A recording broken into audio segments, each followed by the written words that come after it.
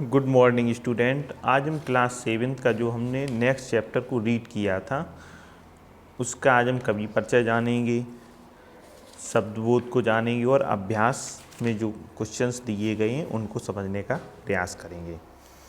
आज का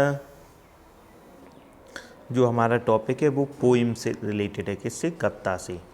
कवि परिचय। पत्रकार, कवि और साहित्यकार सर्वेश्वर दयाल सक्सेना का जन्म उत्तर प्रदेश के बस्ती जिले में 15 सितंबर 1927 को हुआ था। साहित्य की हर विधा में कलम चलाने के कारण इन्हें बहुमुखी प्रतिभा का धनी कहा जाता है।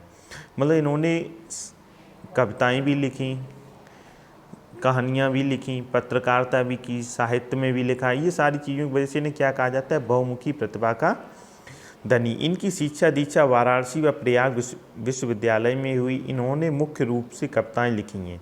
इसके अतिरिक्त कहानी भी लिखे हैं, नाटक भी लिखे हैं, बाल उपयोगी साहित्य को भी अपनी अभिव्यक्ति दी है। 24 सितंबर 1983 में इनका आकस्मिक निधन हो गया। इनकी प्रमुख रचनाएँ काठ की घंटियाँ, बाँस का पुल, एक सोनी नाव, कुआनो नदी, जंगल का दर्द, कोई मेरे साथ चले, धूप की लपेट और साहित्य अकादमी से पुरस्कृत खूंटियों पर टंगे लोग। ये जो इनकी सबसे फेमस रचना है वो कौन सी है? खूंटियों पर टंगे लोग। इसमें कुछ शब्दबोध भी हम देखेंगे। Word power. लीक मिस होता है पुरानी परंपरा, ओल्ड ट्रेडिशन।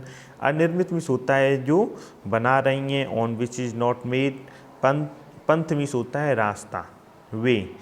पंथ रास्ता ये किस वे में आ रहा है कि आप किसको मानते हैं। जैसे कि कहा जाता है भारत एक धर्मनिरपेक्ष और पंथ निरपेक्ष है। तो पंथ निरपेक्ष वहाँ पर ये कहा जा रहा है कि पंथ की आप किस धर्म को मानते हैं। तो ये यहाँ पे पथ का मतलब होता है रास्ता और एक पथ का मतलब होता है पंथ का, कि आप किस धर्म को मानते हैं। साक्षी मिस होता है गवाह।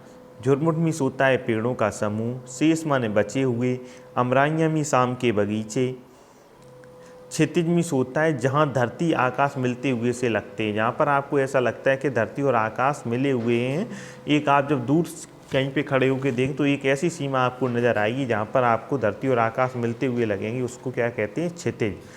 शोक मिस होता है चंचल शरारती। अल्लड़ मिस होता है मस्त और लापरवाह। थिरकते मिस होता है चंचलता के साथ पैरों को उठाते गिराते हुए। टीले मिस ऊंची जमीन, मिट्टी या बालू का ऊंचा ढेर। अंजुरी मिस होता है अंजल मुट्ठी भर। संकल्प मिस इच्छा, प्रयोजन, विचार। तो ये तो आपके शब्द वो थे। अब अभ्यास में आप देखेंगे पीले बांस के झुरमुट में हवा क्या कर रही है? मार्ग बना रही है,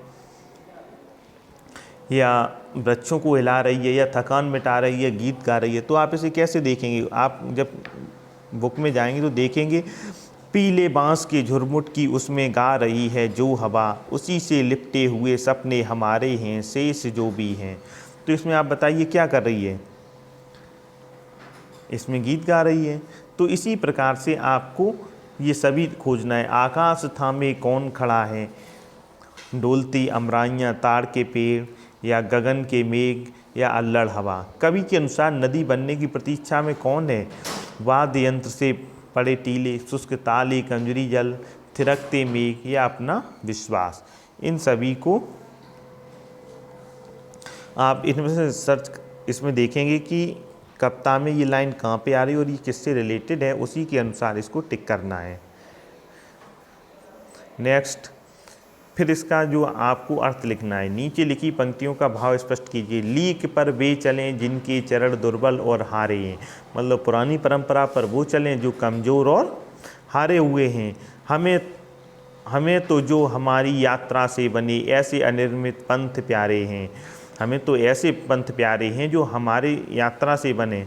साक्षी हो रहा रोके खड़े पीले बांस के झुरमुट, कि उनमें गा रही है जो हवा, उसी से लिपटे हुए सपने हमारे हैं। फिर आपको ये नीचे क्वेश्चन आंसर दिए हैं इनको बुक की मदद से कंप्लीट करना है।